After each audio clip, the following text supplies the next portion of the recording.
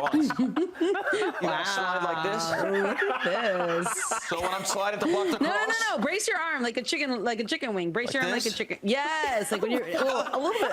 How am I gonna slide like this? Grella, how are you gonna going to slide with your that arm this is a completely natural right body out? position? I'm gonna slide like this. I'm dislocating my shoulder right now. Whew, what a turnaround for Nashville SC. I mean, just absolute fireworks. Lahoud, what did you make of the way that Nashville really battled back in this one? There's a killer instinct about this side, and when they get that first goal, the goals come in bunches, and it's all credit to BJ Callaghan and instilling that mentality. This is a side tone. You called it. They look like one of my favorites to win the whole thing.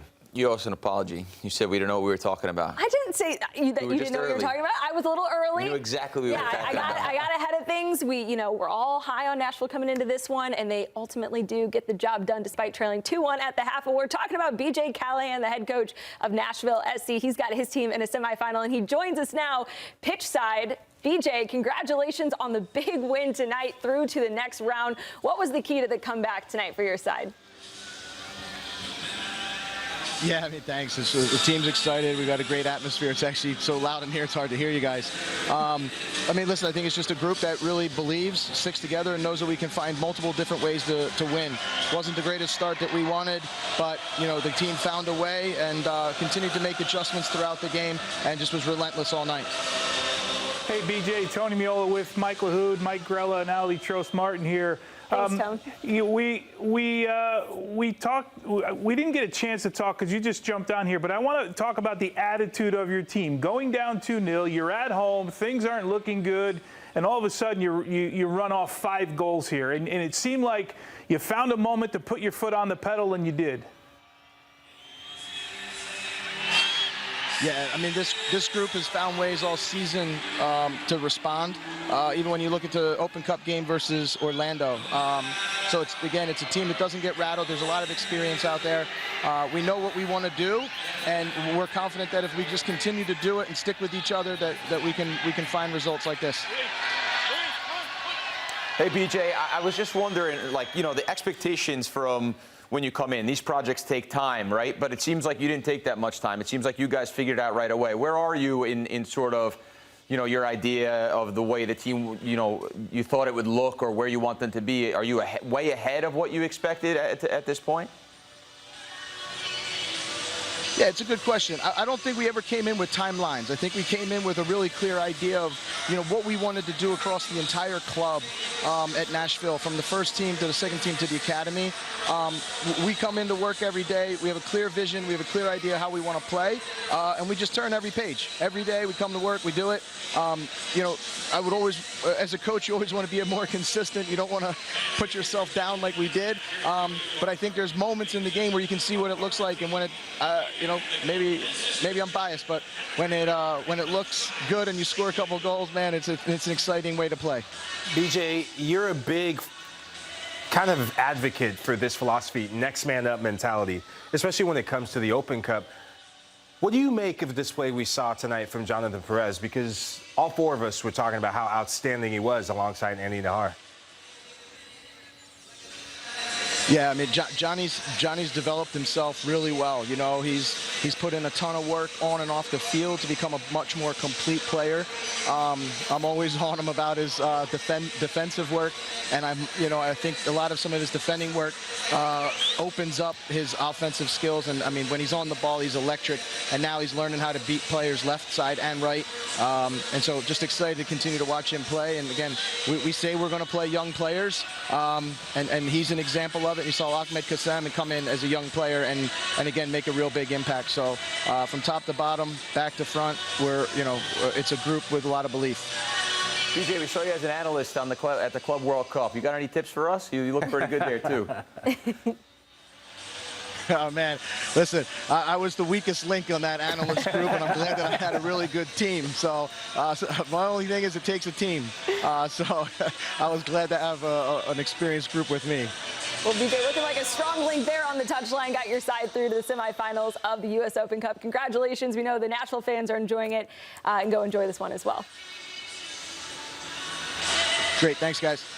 All right, there is BJ Callaghan. Wow, what statement victory from Nashville tonight. 5 goals, 5-2, the final score. You just heard a number of different thoughts. You got to see the smile on BJ Callaghan's face, too, and how much he's enjoying this right now. What were your other takeaways from some of his comments and just what you saw from his team tonight, Tony? I think do you get the sense he knows what he has, but he doesn't want to tell you what he has, right? Like, I know I have a really good team. I don't want to tell everyone. I want to show everybody that I have a good team. And performances like tonight show you that he's got a solid side, right?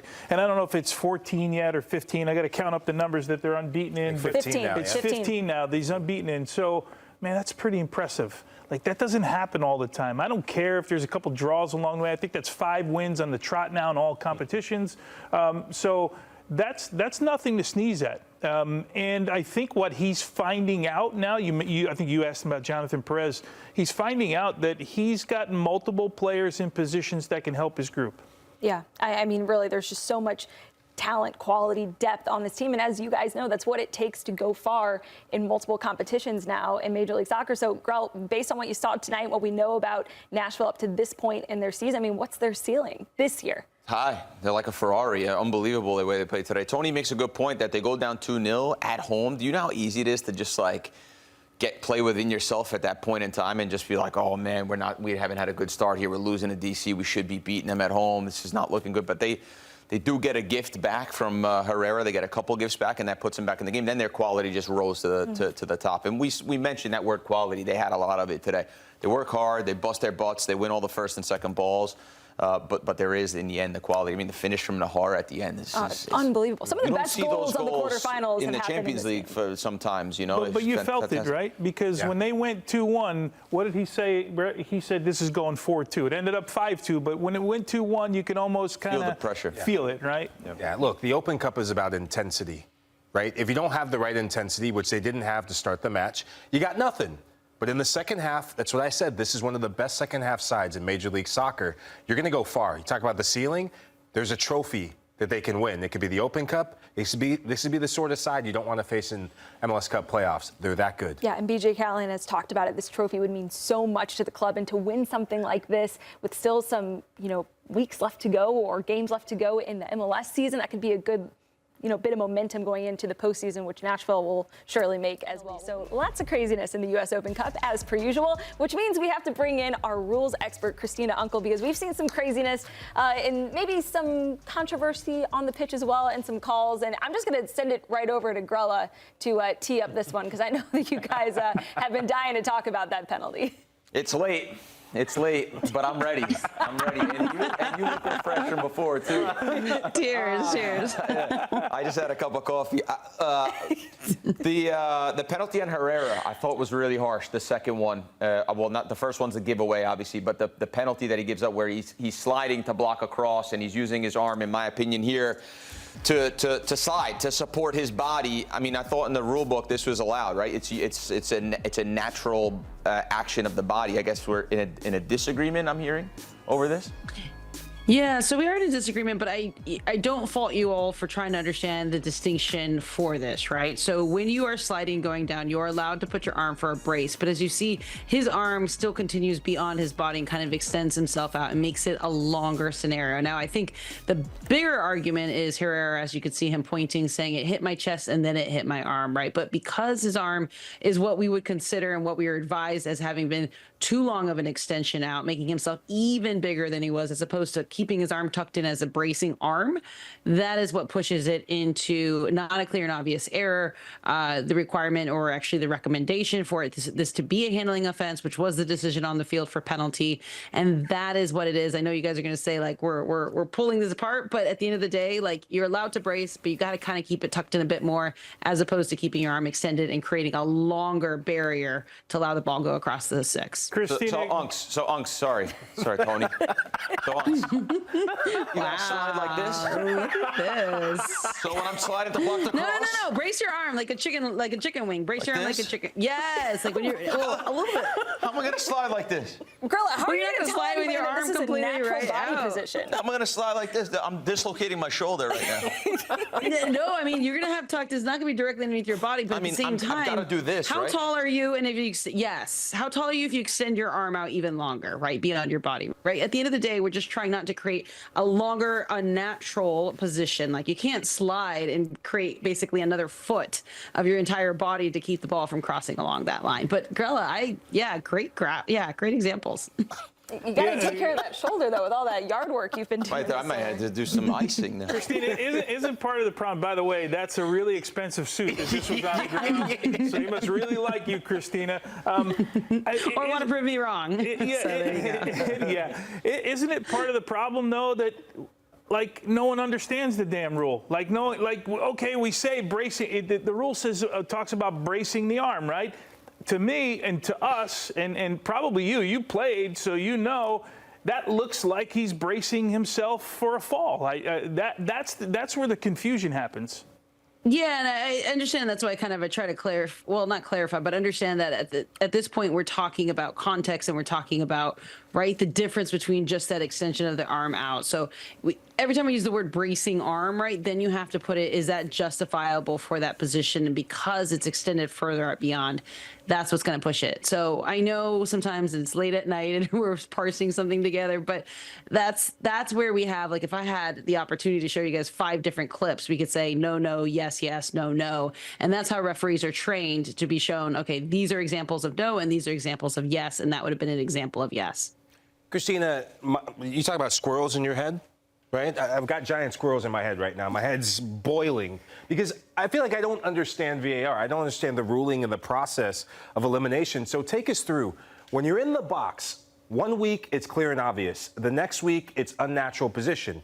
The week after that it's natural position. So in a situation like this, when you're a defender, and as we all who play the game, it's very natural to brace yourself. I mean, what's the process of elimination as a referee? Do you go through and say, okay, it's this first. If it's not that, then we go 2, then 3, then 4.